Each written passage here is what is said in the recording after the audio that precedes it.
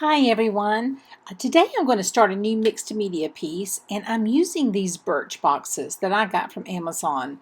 I think I'm going to like this because for collage it allows me to put things on, press it down, and then hang it like I would a canvas, but it's going to hold up to the things that I do. So I start off with, I showed you first that big bottle of white gesso. I use that instead of white paint. I also use medium. This is a matte medium that I just showed you, the smaller bottle you see there.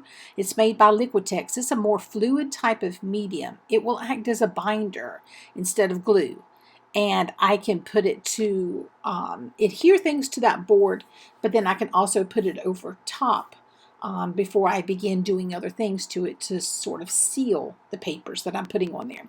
So I have brought out a collection of hand-painted papers, book pages, tissue papers, sheet music, dictionary pages, just all kinds of things that I may or may not use on this piece. And they all have similar colors and shades. So I'm just going to put these aside, begin to tear them into pieces that I like, and begin to glue them onto my birch frame across the top and around the sides so that this can be hung on a wall without any other type of frame, just as it is. So I go ahead and complete my canvases and things like this all the way around. So I'm going to piece all these together. I'm going to put it in a time lapse and I will be right back. Okay, so as you can tell, I will lay my papers over. I will fold them where I think they will go over this birch box so that they will reach down to the sides of this. It doesn't have to cover every square inch because I am going to put some paint over this. This just gives me a place to start with my collage. You may not see all of these bits and paper showing through when I'm finished because I'm going to do a painting over top. But this sort of informs the piece, gives the energy, the color scheme, whatever. Sometimes it's different things for me. For this one, I did stay within a certain color scheme because I wasn't sure how much I'm going to cover it. Sometimes I go into a piece and I know that it's going to be very much in the background. I don't pay attention to anything but the patterns on the paper, the graphics that you might see coming through. But this one I did choose things in softer tones and pinks with golds and things like that. To be quite honest, I wasn't even sure when I started this exactly what I was going to put over it. If I was going to do another portrait or if I was going to do a floral. I'm leaning towards the floral, so I would like to do an abstract floral over this. So I kind of place these around, I audition them to kind of where I want them, and then I just start gluing. Now, I make sure I cover every part of the background of the paper. And if it is a thicker paper, it is going to take more medium. So I also use my fingers and my credit card to smooth things down when I have it there. So just keep in mind, if you have really thin tissue paper, a very thin layer of medium will work. But if you have a thicker, some of these are thicker pages, thicker book pages even, then it's going to take a little bit more. Sometimes I'll put medium on the back of the piece and on the whatever I'm going to stick it to, both places for heavier things. When you see me lifting up, it's because I am trying to get across the sides of these and glue them around the sides as well. So I have everything here from music to scrapbook paper from, the scrapbook store. I don't have a lot of that. Some of these, like the typewriter, that is actually a rubber stamp that I have stamped onto tissue paper. And I do that quite a lot actually because I like tissue paper because you can see other things through it. So when I lay tissue paper over something else, then I'm seeing the words from the book page behind it as well as whatever I stamped on it. So I really love working with decorative tissue papers, either that I decorate myself or I buy them that way. I have some with roses on it that you might see in a minute if I decide to use it on here. I've used it like a little sticker of a very old wristwatch. Again, some of this might not show through at the end. That's a little piece of a doily that I have used. An old stamp that I collected back when I was a little girl. And this is that flower tissue paper. You see how it just lays so easily over other things, but you can still see them through it. Those are actually old ration stamps. I have collected a lot of ephemera, and you can order this as well in packs off of places like Etsy. People will sell packs of very old ephemera you can use for this application. So I'm going to continue around the sides, and then I'm going to be finished with this. So if you would like to see where this is going to go, then by all means push the subscribe button and you'll be notified when part 2 of this comes up, where I will begin actually painting on top of this mixed media collage that I have begun. And if you enjoyed the video, please give me a thumbs up, communicate with me, ask me any questions. I love hearing from you.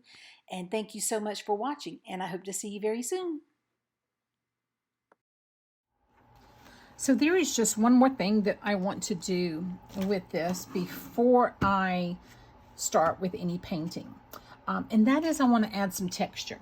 So what I have, I can either use crackle paste that I have here, or I can just use some, let me see if I can find it now. Don't want to use that. Should have had this out. Light molding paste. So either one of these. I think the crackle paste will cause this crackling. I did that on a recent one, so I think I'm just going to use the light molding paste this time, and then I use just a little, little scraper, palette knife. Now, I have several options. I could either do a whole like medallion type thing, like I do here, or I can do a piece of something. And I'm leaning towards a piece of something. So I have this that has all the little different color squares, but I think I'm leaning towards, I keep these because this is like they sell this now. This used to be the trash of punching out sequins at plants, but now they figured out they can sell it. It's a type of mylar, I think it's called, or something. But you can stencil and use paste through that. But I think I'm going to use one of these. Let's see who makes these. Sean Petite. I forget how to say her name. I'm sorry. But yeah, I like these designs, especially like this one. I have a lot of things with straight lines, and I want to break up, especially this area where the maps are. I want to kind of pull something in here and maybe one other thing over here on this side. So let's just play with this right quick. And then I'm going to let this dry, and I'm going to go babysit my little grandbaby. It's a great day when you can do art and see your little grandbaby. All right, so I think I will start. The bigger one I think I will use down here for the bigger area that I'm going to do. So I'm going to let it go off the side here.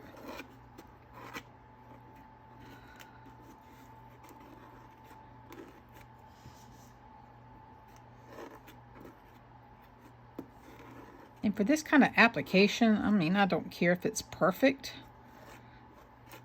I just want some kind of raised area underneath there when I go to paint to give it a little bit more interest.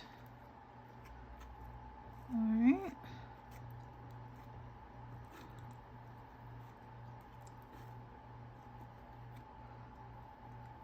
There we go. Carefully lift that up. And this is where I want to be really careful. Get some of that off. Because I will go and wash this in just a minute, but I want to go ahead and do my other part first. I want to be careful not to touch that. I want it to dry really well. You know what? I think I'm going to put this right in the middle because it could be great for the flowers. I don't want it to touch that though, do I? So I might even move this around a little bit.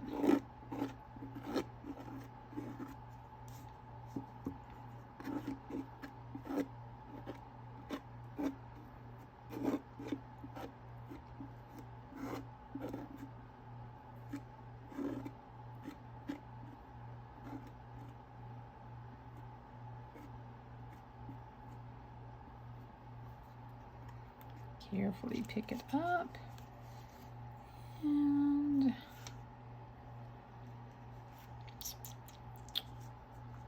I might do just a tiny bit up here, not the whole thing, just a little bit.